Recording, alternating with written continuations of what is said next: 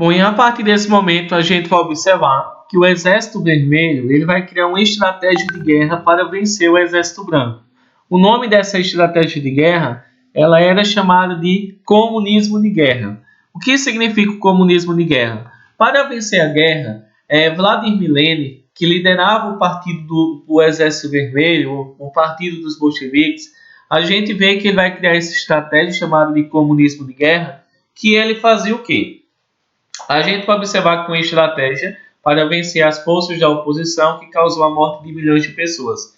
Ele controlava toda a economia, tudo que era produzido tinha que ser autorizado pelo Exército Vermelho. A gente vê que também ele então começou a mandar em todas as terras, em todos os bancos e em todas as fábricas. Ele também pegava grande parte do que era produzido pelos camponeses para distribuir entre a população. A gente vê que muitos camponeses não gostavam de Lenin por esse motivo.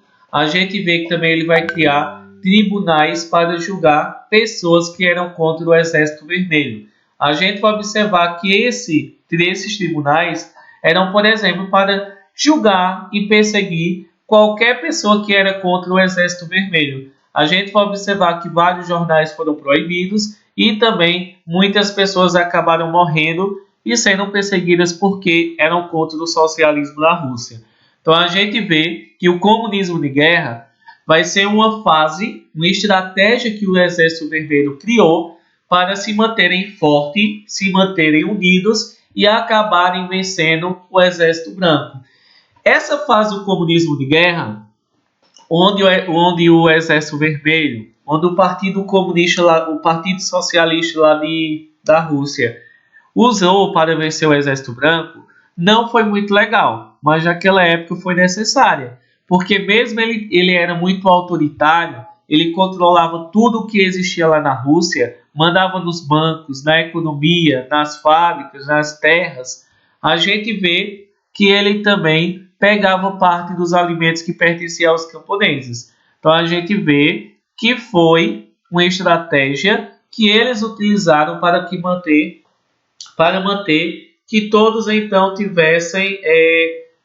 para que todos estivessem juntos, estivessem unidos e conseguissem então passar por aquele momento difícil, entregando parte do seu alimento e também ele controlava toda a economia que existia na Rússia. E assim ele poderia investir em armas no exército e principalmente vencer o Exército Branco. E a gente vê que o Exército Vermelho, usando a tática de guerra chamada de comunismo de guerra, porque ele pegava o dinheiro à força da população, alimento dos camponeses e controlava toda a economia, ele ganhava bastante riqueza e investia nas guerras contra o Exército Branco. A gente vai observar em seguida que Lenin, o Exército Vermelho, venceu a Guerra Civil e a gente vê que para governar a Rússia, Lenin ele percebeu que a economia da Rússia estava falida. O que é que ele vai fazer? Ele vai incentivar novamente o comércio, ele permitiu que houvesse algumas características capitalistas, ou seja, como nós, um partido que é um país que valoriza a riqueza, que tem uma liberdade econômica, ele permitiu que a economia da Rússia voltasse o quê? A ter uma certa autonomia, que o comércio voltasse a surgir, que os camponeses não eram mais obrigados a entregar toda a sua produção, mas eles poderiam o quê? Produzir e vender o que sobrava. Nós vamos ver que ele permitiu a entrada de capital estrangeiro, que pessoas investissem na Rússia. E o nome dessa política, criada por Lenin, para que houvesse um enriquecimento da Rússia, era chamado de NEP, Nova Política Econômica. Quando Lenin morreu, a gente vai observar que surgiu outra pessoa. A gente vai observar que essa pessoa ela era chamada de Joseph Stalin. Joseph Stalin não era uma pessoa muito boazinha, não. A gente vai observar que ele governou a Rússia socialista de 1927 a 1953. A gente vai observar que ele era uma pessoa muito autoritária, certo? A gente vê que ele vai perseguir várias pessoas que eram contra o socialismo. Aí nós temos aí o que ele fez durante o seu governo na Rússia. A gente vai observar que ele controlava tudo o que existia na Rússia de forma autoritária, tudo que pertencia à economia, às terras, às fábricas, às indústrias, às estradas, tudo pertencia ao Estado, porque ele não queria que houvesse uma grande desigualdade social entre as pessoas.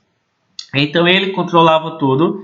A gente vai observar que ele era uma pessoa extremamente autoritária, porque ele fazia tudo de acordo com a vontade dele, mais ou menos como nosso presidente Bolsonaro.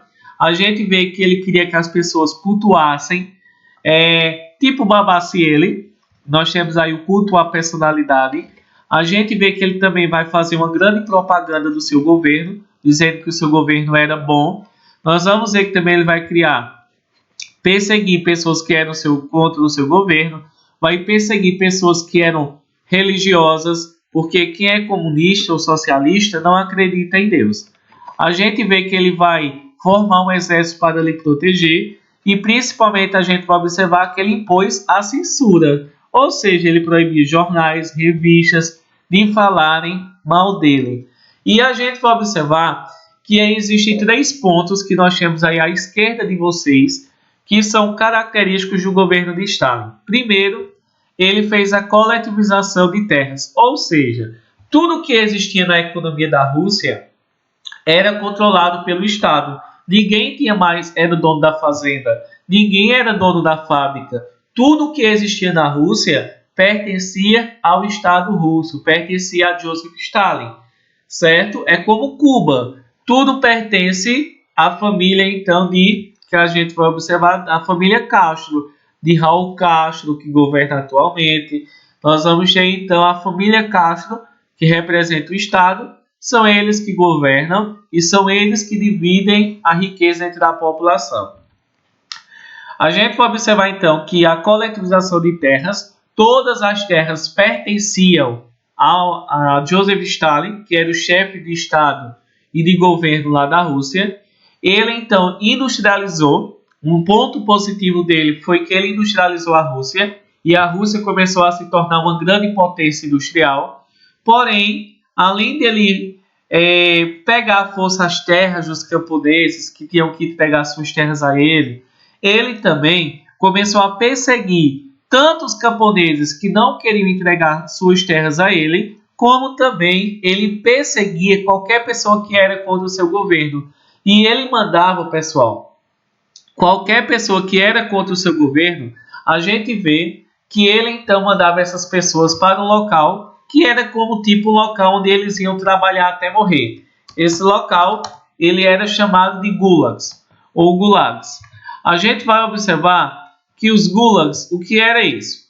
Os gulags era tipo um campo de concentração, um local que as pessoas que eram contra o governo de Stalin eram enviadas para trabalharem até morrer. Esse lugar, ele ficava na Sibéria, uma região que fica ao norte da Rússia, que é muito fria, que é muito gelada, e a gente vai observar que eles eram levados para lá para trabalharem até morrer. A gente vê que foram mortas cerca de 4 a 10 milhões de pessoas durante o governo socialista na Rússia.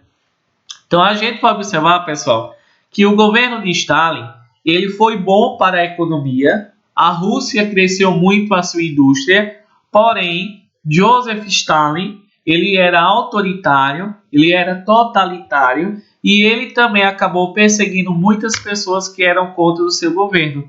Então, o ponto negativo durante o governo socialista da Rússia foi a perseguição aos opositores, pessoas que não aceitavam que a Rússia continuasse sendo um país socialista. Então, a gente sempre tem que ter esse certo cuidado, ok?